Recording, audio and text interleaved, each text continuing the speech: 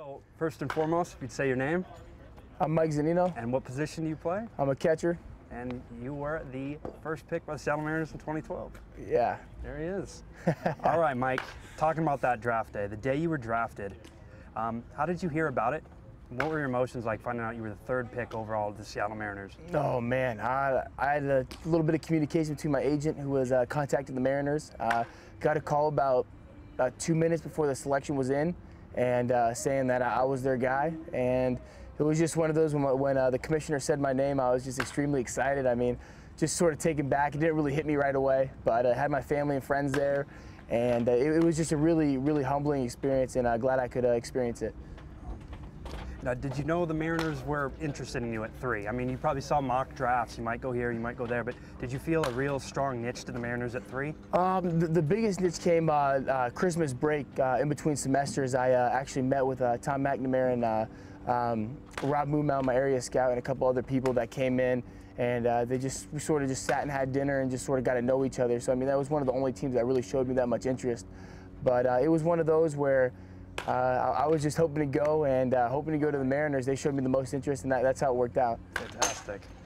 All right, Mike, is there one person, a coach, a family member that you learned the most from? Who would you say brought you the furthest along in your trek to professional baseball? It'd have to be my dad. I mean, he's been in pro baseball for I think 23 years now, being a scout, and he just taught me as much as he could, and he's never really forced anything on me. I've always gone to him to sort of try to get as much knowledge as I could for him. So he's helped me out throughout high school, throughout college, and I mean, still today, he's just asking how everything's going and how he went about stuff when he played too. For people who have never seen you play, who haven't come up to Everett yet or didn't see you down at Florida, what type of player are you? I'm just a hard-nosed player. Like to go 100% every game. Like to have fun. Like to interact with my teammates, keep them loose, and to just bring a winning mentality. And I enjoy playing the game. I enjoy winning, and I like to do whatever I can for the team to help them win. When did you start playing catcher? Oh man, probably when I was about 10 years old. My dad sort of threw me back there and had me catch a couple guys in Little League, and then I went back to shortstop for a little while and really picked it back up in travel ball when I was about 15 years old. What has been the biggest transition now? I mean, it only seems like a short time ago you were at Florida and you were in the College World Series. Now you're here in Everett, Washington playing for the Aqua Sox. What's been the biggest transition from college to minor league life? I mean, the biggest one is, I mean, just playing every day. I mean, we do have a lot more downtime here. I'm not having to go to class and stuff like that, but I mean, just playing every day and trying to keep the same mentality, whether you have a bad game or a good game the day before. I mean, each day is a new day. So, I mean, it's nice to be able to play every day and just take it one day at a time. Who was your favorite baseball team growing up? Oh, man, well, my dad was with the Marlins from 91 to 98, I believe, and I followed them, and then from about 2000, from 99 to 2000, he's been with the Reds. So I've sort of followed both those teams since he's been with them, and never really had a favorite one, but just seemed to follow them when he was with them. Did you ever get a chance to meet Griffey when your dad was working for the Reds? No, I never had a chance to make it out to Cincinnati or to the spring training to meet him, but met Barry Larkin and Aaron Boone and a couple of those guys when they were there, so that was a good time. Very cool. And you said your dad was there during '97 when the Marlins won the World Series. Do you have any memories from that? Yeah, I was younger, and I was sort of mad. My parents left me at my friend's house because they got 2 tickets, and I was a little too young to be awake throughout the whole game, so they wanted to go and enjoy it. But I remember being a little upset that I couldn't go, but it was a good experience and just one of those happy things that my dad could win it with him. When you finally make your major league debut, what's your walk-up song going to be?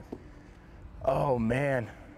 I don't know. I still haven't picked one here yet, so I have no idea. But yeah, I mean, it's one of those. It changes all the time. I like a variety of music, so I mean, just whatever I'm liking at that time, sort of going to be the first one put down. Gonna have a lot in the rotation. Yeah. I mean, R&B, rap, hip hop.